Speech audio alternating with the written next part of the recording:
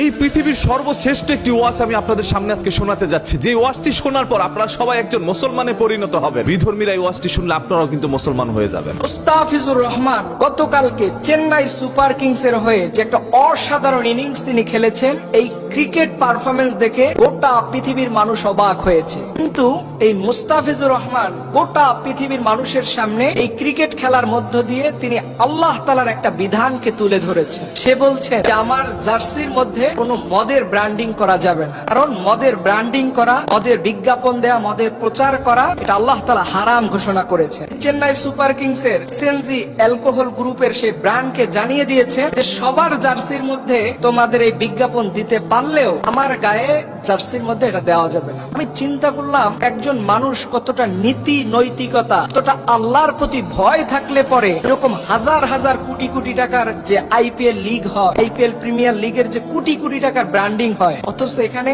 মানুষের স্বপ্ন থাকে জীবনে যদি একবার ক্রিকেট খেলতে পারতাম ওদের প্রিমিয়ার লিগ গুলোতে। অথচ মুস্তাফিজ সেখানে খেলতে তো গিয়েছেন, কিন্তু শর্ত দিয়েছেন যে আমার জার্সির মধ্যে এসএনজি গ্রুপের কোন ভারতীয় অ্যালকোহল ব্র্যান্ডিং যেন না করা। আপনি এটাকে সাধারণ ভাবে দেখতেছেন, আমার কাছে মনে হচ্ছে যে এটা সরাসরি তিনি আল্লাহর কোরআন থেকে শিক্ষা নিয়েছেন।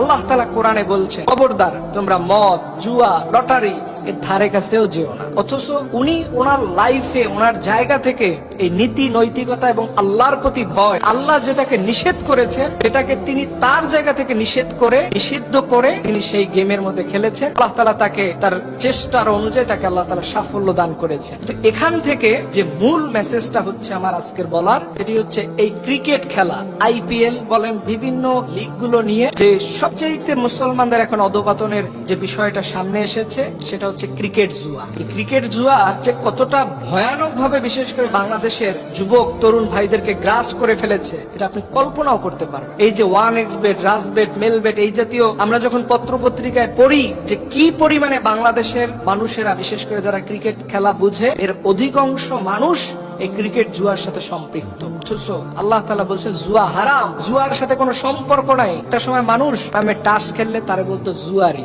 এখন মানুষ অনলাইনে খেলে, স্যুট টাই পরা থাকে, মনে হয় যে আল্লাহর ওলি একজন বসে আছে, অথচ সে হারামের সাথে ইনভলভ হয়ে আছে। তা আমি যখন এই মুস্তাফিজ, আমি কিন্তু তার ব্যাপারে যতটুকু জানি যে সে অত বেশি শিক্ষিত না, কিন্তু তার ফ্যামিলি, তার ওয়াইফ, তার পুরো ব্যাকগ্রাউন্ডটা সে এভাবে বলে যে একজন ভালো মানুষ হওয়া দরকার। এসএনজি অ্যালকোহল গ্রুপ ভারতের যে একটা ব্র্যান্ড, তারা অনেক প্লেয়ারদের মধ্যে দিচ্ছে, নাম করা অনেক প্লেয়ার ওই দলের মধ্যে খেলে, তাদের নীতি নৈতিকতার জায়গায় তারা অনড় থাকতে পারে না। তারা টাকার কারণে সব নীতি নৈতিকতা বিসর্জন দিয়ে সেখানে তারা এটা করতেছে। মুস্তাফিজের মতো একটা অল্প শিক্ষিত মানুষ, সে এটা বুঝতে পেরেছে যে আমার নীতি নৈতিকতা এবং আমার ধর্ম শিখায় যে এই সকল ব্র্যান্ডিং করা যাবে। আমি ভাইয়ের জন্য হৃদয় দিয়ে দোয়া করি। এতে কিন্তু বিপরীত হতেই পারে ভাই। দেখেন, এই যে অ্যালকোহলের যে বিজ্ঞাপনটা মুস্তাফিজুর রহমান তার জার্সির মধ্যে লাগায় নেই, সেটার পিছনের কারণ মানুষ কিন্তু এটা জানতোই না যে মুস্তাফিজুর রহমান তার অ্যালকোহলের বিজ্ঞাপনটা ক্যান্সেল করে দিয়েছে, বা অ্যালকোহল কোন কোম্পানির ছিল, কোন ব্র্যান্ডের ছিল, এটা কিচ্ছু জানতো না। হুজুরের এই ওয়াজটি দেখার পর এটা এত পরিমাণ গুগলে গিয়ে মানুষ সার্চ করছে যে এটা গুগল পপুলার বা র্যাঙ্কে চলে আসছে। মুস্তাফিজুর রহমান যদিও তার অ্যালকোহলের বিজ্ঞাপনটা প্রমোট করে নাই, তবে হুজুর কিন্তু সেটাকে প্রমোট করে গিয়েছে। আর এইগুলো কি কখনো কোনো ওয়াজ মাহফিলের টপিক হইতে পারে? আমার কাছে বিষয়টা খুবই হাস্যকর মনে হচ্ছে যে আমরা একজন কন্টেন্ট ক্রিয়েটর, আমাদের কাজই হচ্ছে ভাই কন্টেন্ট খুঁজে এনে তারপর সেটা নিয়ে ভিডিও বানানো। এরকম ভাবে এখন কিছু সংখ্যক হুজুররা আমাদের চাইতে বড় বড় কন্টেন্ট ক্রিয়েটর হয়ে গেছে। সোশ্যাল মিডিয়া, ফেসবুক আসার পর থেকে এই সকল হুজুরদের আবির্ভাব আমরা দেখতে পাচ্ছি। এটা কোনো ওয়াজের মঞ্চ